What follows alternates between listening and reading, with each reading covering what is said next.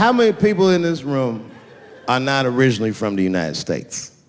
My round of applause. Where are you from, bro? You right there. Iraq. You're from Iraq? Ew. I was fucking around. How long have you been here in the country? 23 years. 23 years? Are you a citizen yet? You are? Congratulations, nigga. Congratulations. Well, welcome to this great land.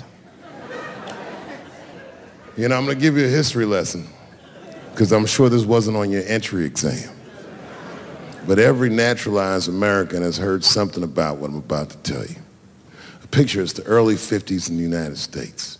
This 14-year-old boy goes down from Chicago to Mississippi to meet his extended family for the first time. He'd never been to Mississippi. And before he went, his mother said to him, very pointedly, she said, if a white man looks you in your eyes in Mississippi, look away.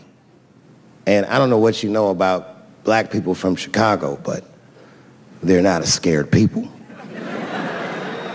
Legend has it, he was in front of a convenience store, hanging out with his cousins, having a good time, and a white woman walked out of the store, and he thought she was pretty, and he said, bye, baby.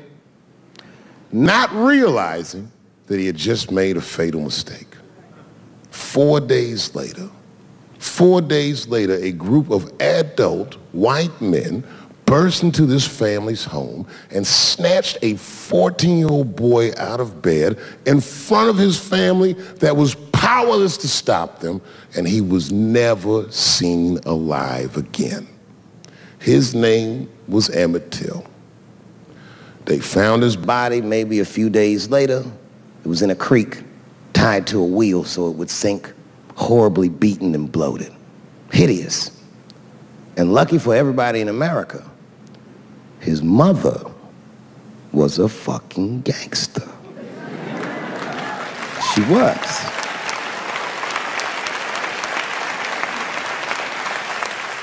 If you can imagine, in the very midst of a mother's worst nightmare, this woman had the foresight to think about everybody.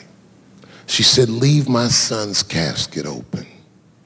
She said, the world needs to see what they did to my baby.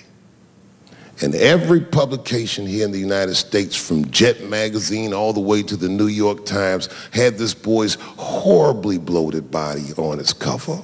And if our civil rights movement was a car, this boy's dead body was premium gas. This was a very definitive moment in American history where every thinking and feeling person was like, ugh, we gotta do better than this. And they fought beautifully, and here we all are.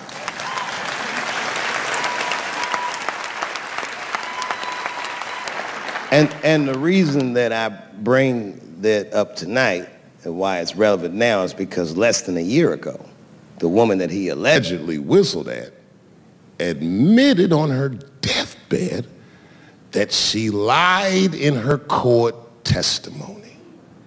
And you can imagine when we read that shit, we was like, ooh, you lying ass bitch. Was furious.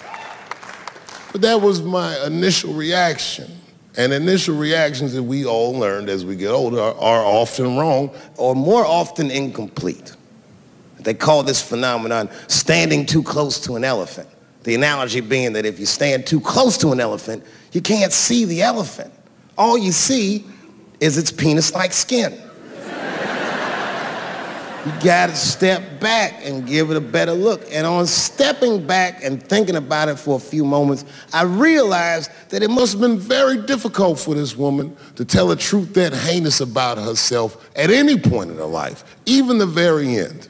And I was grateful that she had the courage to tell it before she left this world, because it's an important truth and we needed to know. And I said to myself, well, thank you for telling the truth, you lying ass bitch.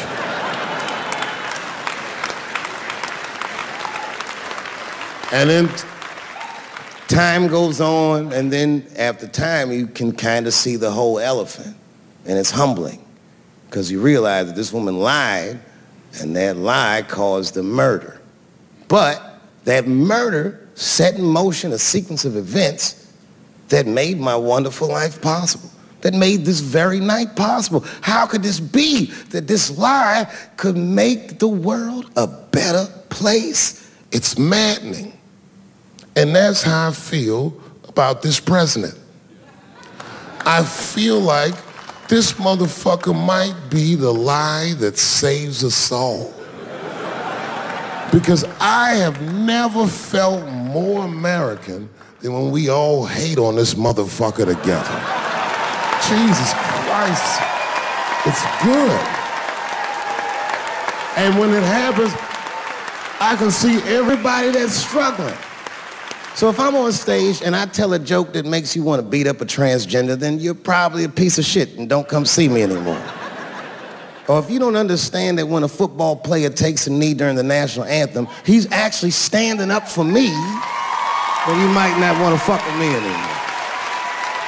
But I swear, no matter how bad it gets, you're my countrymen, and I know for a fact that I'm determined to work shit out with y'all. And if that woman that said that heinous lie was alive today, I would thank her for lying.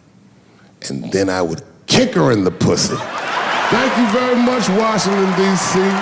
God bless you, and good night.